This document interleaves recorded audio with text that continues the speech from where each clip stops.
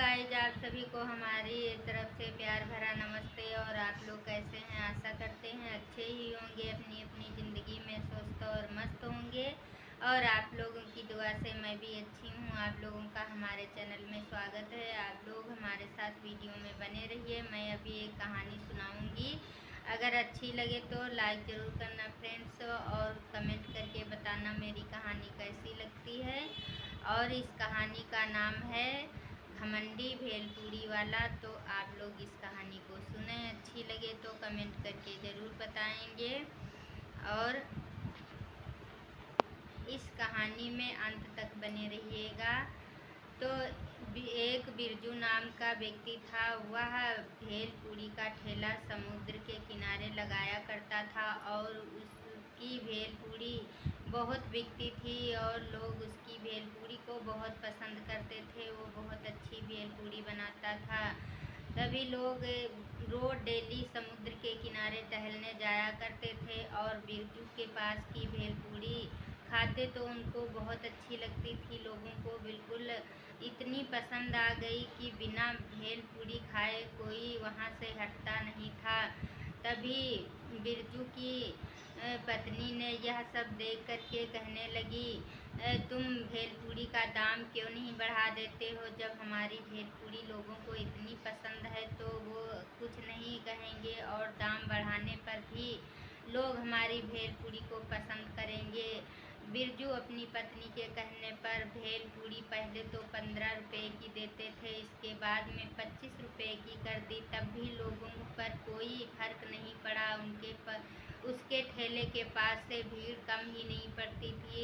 बिरजू बहुत खुश था। और तभी उसकी पत्नी फिर बोली कि अब हमारा सोनू पढ़ने जाने लगा है और उसके लिए एक मोटरसाइकिल भी लेना है और अपने लिए एक मोटर कार भी लेना है और हमारे लिए नौलखा हार भी लेना है। तो तुम भेलपूरी का दाम और क्यों नहीं बढ़ा देते हो?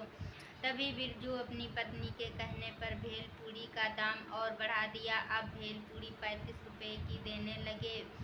यह देखकर उसके पास में एक नारियल वाला भी ठेला लगाता था। तो उसने जब यह देखा तो बिरजू से बोला कि तुम भाई रोज डेली ये भेलपूरी का दाम क्यों बढ़ाते हो? इससे तो ग्राहक नहीं आएंगे और धीरे धीरे सारे ग्राहक कट जाएंगे। बिरजू ने घमंड होकर बोला और कहने लगा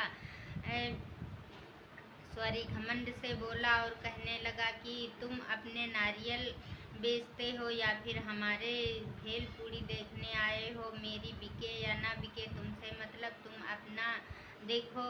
और तुम्हारा बिकता नहीं इसीलिए तुम हमें आ गए बताने। यह कहते हुए वो नारियल वाला चुपचाप अपने ठेले के पास चला गया और बिरजू के अब घमंड भी आने लगा।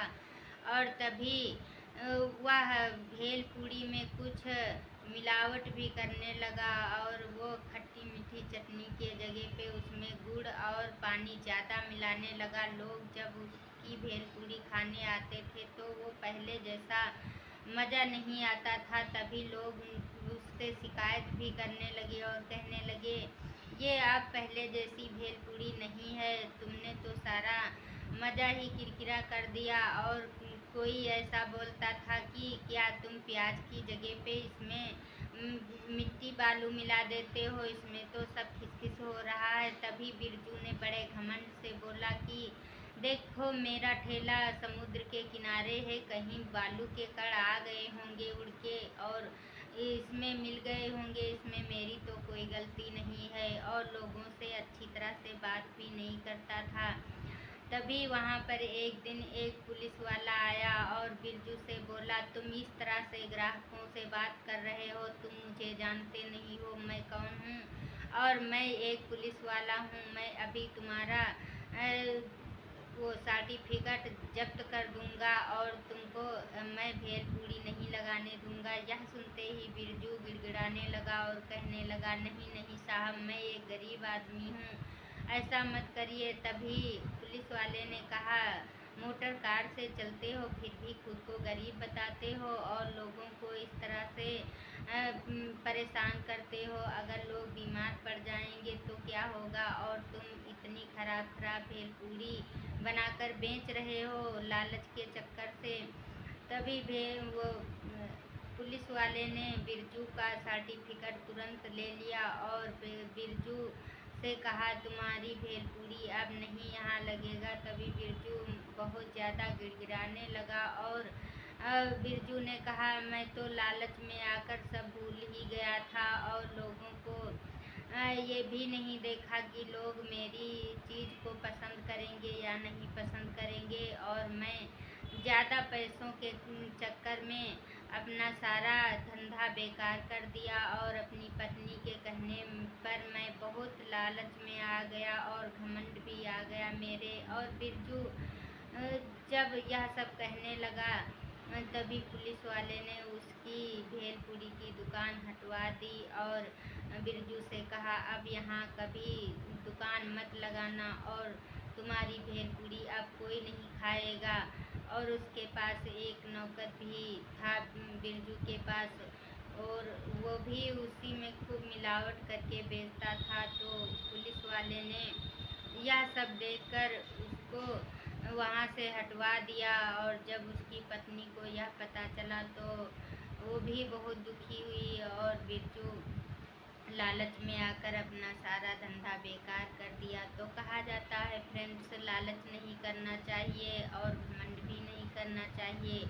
यदि बिरजू लालच नहीं करता तो उसका अच्छा खासा धंधा चलता था, और लालच के चक्कर में लोगों को इतना परेशान कर दिया कि वो सब लोग उसकी भेलपूरी ना खाने से मजबूर हो गए और उसका धंधा भी चला गया। तो आप लोगों को मेरी कहानी कैसी लगी और कमेंट करके ज़रूर बताएंगे।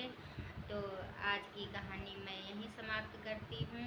अगर अच्छी लगे तो लाइक करना और कमेंट करके बताना मेरी कहानी कैसी